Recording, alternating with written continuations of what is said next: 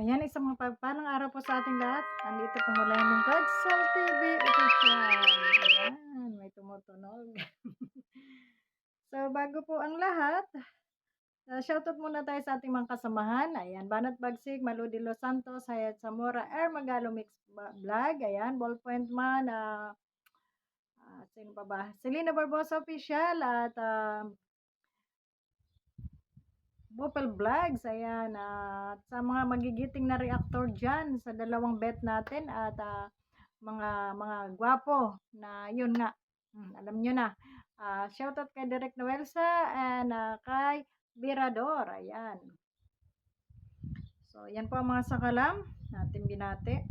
At yun na nga mga meses, pag-usapan natin itong pagtatapos ng Dandet, no? Dandet. Ayan, ng love team ng Dandet. Siguro naman lahat tayo ay nakapanood na. At yun nga, bigyan natin ng reaction, opinion, ano? Opinion. Ito ay opinion lamang natin base sa ating napanood at nakita. So, sa ngayon, naka-live nga si Kuya Brooks. At naka-live si Kuya Brooks ngayon at nakita natin ang daming umaaway sa live ni Kuya Brooks, ang daming kesyo. Galit na galit sila kay Kalingap Dan. Doon sa mga comment, din na po ako nag-screenshot sa dami po kasi, no. So, naramdam natin sila at sila ay kumbaga ay nasaktan. Pero hindi po kasalanan po naman nila kung bakit sila nasaktan, kasi po nag-expect sila. Yan ang matagal ko na sinasabi, no, sa may mga love team diyan. Lalong-lalo na sa love team ng Jomcar at EDSI, wag po nating isipin na sila yung magkakatuluyan hanggang sa huli dahil po sila magla-love team lamang, no? Kagaya nga ng nangyari dito sa Dandet na pinagsimulan ng selos na nadama yung ibang mga individual na wala namang kinalaman dito sa love team, ano? So, sa sobra po nilang pagmamahal na OA na sobra na at hanggang sa pang-aaway sila ay nang-aaway na. So, yun ang isa sa rason kung bakit binuwag na ni Kalingap Dan itong love team na ito, ano? Binuwag na. Ayan po. Dami nating tambak sa loob. So, binuwag na nga po yung love team at para sa kapakanan din ng lahat. Bakit? Bakit pa nga naman nila palalawigin? Tama po yung sinabi ni Kalingap Dan. Bakit pa nila palalawigin? Bakit yung palalawigin yung love team? Na ito ngayon pa nga lang ay hindi pa masyadong malalim yung love team na yun ay uumpisa na ng kaguluhan at stress ng mga manonood dahil nag-a-assume sila na si Dan at saka si Midet ang magkakatuluyan, ano. So ito naman ay pinapaliwanag sa kanila ng paulit-ulit na ito ay love team lamang, no, love team lamang. Pero ang mga viewers ay nag-assume na sila talaga ang magkakatuluyan. Kung parang hinawakan na nila sa leeg itong si Dan, ano, na kailangan na yung parang yung masyado kasi kayong mapantasi, ano, yung mga ano diyan. O ngayon na tinanggal na 'yan. O anong masasabi niyo? Happy na ba ang lahat? Kasi instead na kayo ay mag-enjoy lamang, ang ginawa niyo ng away na kayo, no? Ng away na kayo itong mga nasa Dandet, inaway na itong Joy, ano, at kesyo dami ng kesyo makirida. Ngayon, ang dami kong nababasa dun sa comment kay Kuya Brooks na kasalanan daw ni Joy kung bakit daw di umano ay wala na, tinanggal na yung Dandet, ano, tinanggal na yung love team. Galit na galit, may daming galit na galit doon sa natatawa ako. Pero alam niyo hindi ko yung masisisi nagpakatanga kayo ng husto, ano. Okey naman yung maging fans kayo, okey naman yung tayo ay umidolo, okey naman tayo ay humanga, sumuporta sa mga love team, pero huwag naman nating hawakan yung damdamin nung mga tao, ano, na gusto ninyo utusan sila na sila na yung maging sila in the future. Hindi nga po puwede kasi unang-una, yung isa nag-aaral pa. Gustong makapagtapos ng pag-aaral, ang gusto lang po nila ay makapagbigay sila ng kasiyahan sa inyo, pero ang nangyari, hindi kasiyahan yung inyong ginawa, hindi kayo na-enjoy bagkus nag-assume pa kayo ng higit pa roon. Kaya ang resulta, ayan binuwag. Pero para sa akin, tama lang yung ginawa ni Kalingap Dam dahil naging professional siya at maayos yung kanilang pag-uusap ni Midet at mga very professional naman sila sa kanilang naging pag-uusap. At hindi naman doon nagtatapos yung kanilang buhay. Ano, ang sabi nga ni Kalingap Dan, na naandyan pa rin sila, although hindi na sila magla-love team, pero naandyan pa rin sila at minsan mag-collab sila. Halimbawa, mayroong collaboration na maganap kung sila'y magkita o mag-vlog, naandyan pa rin at tuloy pa rin naman ang pagtulong ni Kalingap Rab dito kay Midet dahil ito ay isang beneficiary o isang scholar ng Kalingap. So mga guys, maging masaya tayo sa naging desisyon nila. Bakit? Kasi ngayon pa lang ay naputol na yung inyong pag-assume. Ano? Kaysa naman lumawig pa ng lumawig yung inyong mga damdamin na parang kayo na yung in love at talagang maaapektuhan kayo pag pinatagal pa. Tapos ay hindi rin lang naman pala sila ang magkakatuluyan at itong si babae ay merong ibang gusto, at itong si lalaki ay merong ibang gusto. So, lalo lang kayong masasaktan.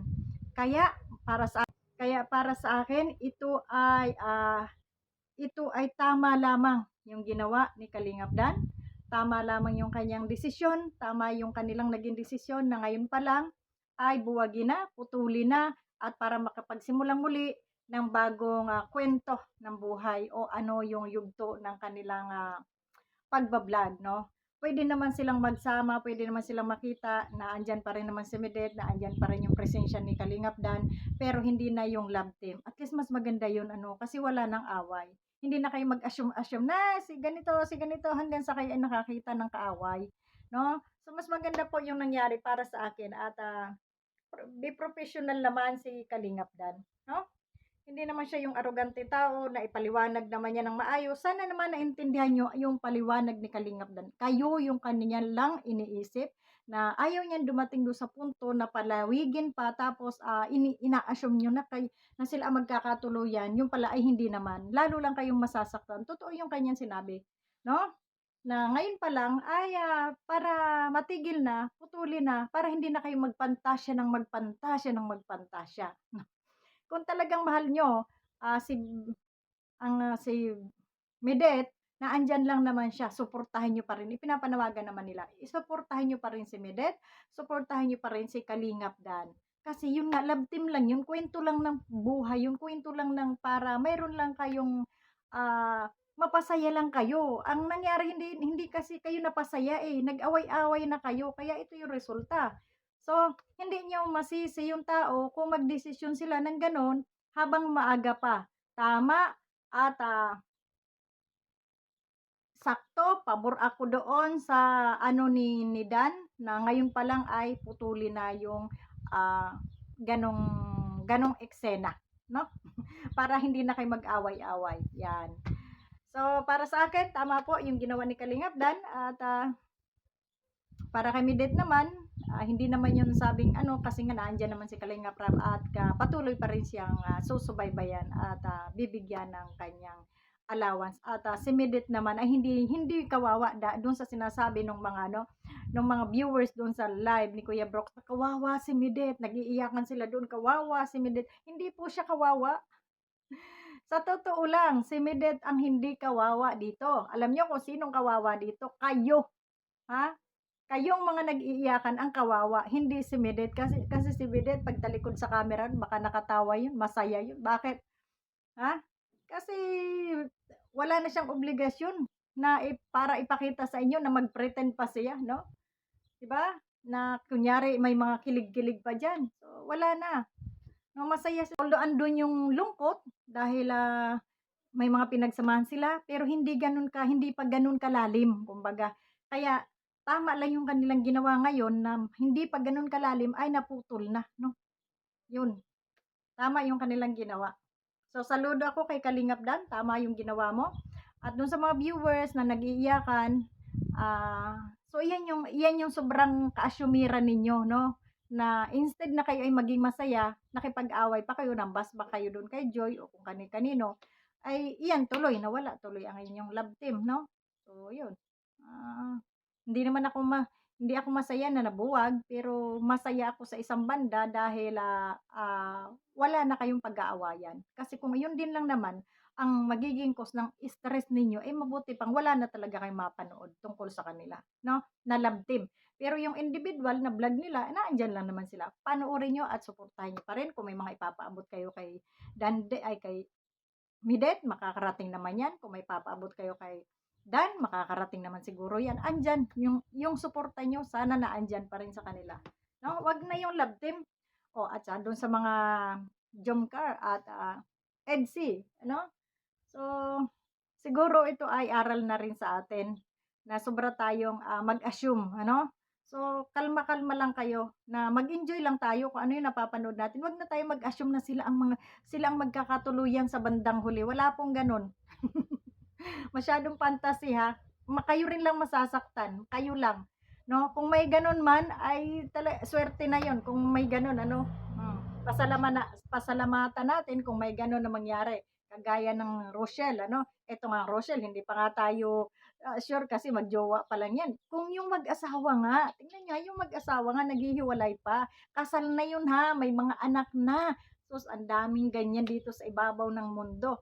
Bakit hindi niyo nakikita yung gano'n? So, 'wag tayong magpaka-assume 'no, ang ano natin bahala na yung tadhana kung saan makarating yung kanilang mga relasyon. 'Pag nag-work yung kanilang relasyon at nagtagal at sila sabi nga hanggang sa huli, ay maging masaya tayo 'no. Pero huwag tayong mag-assume na sila talaga tapos biglang naghiwalay pala, uy, ito na yung sinasabi kong masakit, oh. Tayo rin lang yung napeperwisyo kasi nai-stress tayo, masakit sa damdamin kagaya nito ang daming nag-iiyakan kasi nga nag-assume kayo ng sobra-sobra.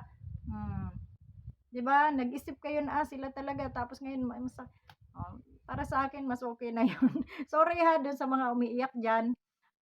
Alam ko yung damdamin ninyo pero wala tayong magawa, hindi natin sila hawak, 'no? Hindi sila natin hawak sa liig na kung ano yung gustuhin natin, yun ang masusunod. Yun lamang, maraming salamat and God bless. Babu.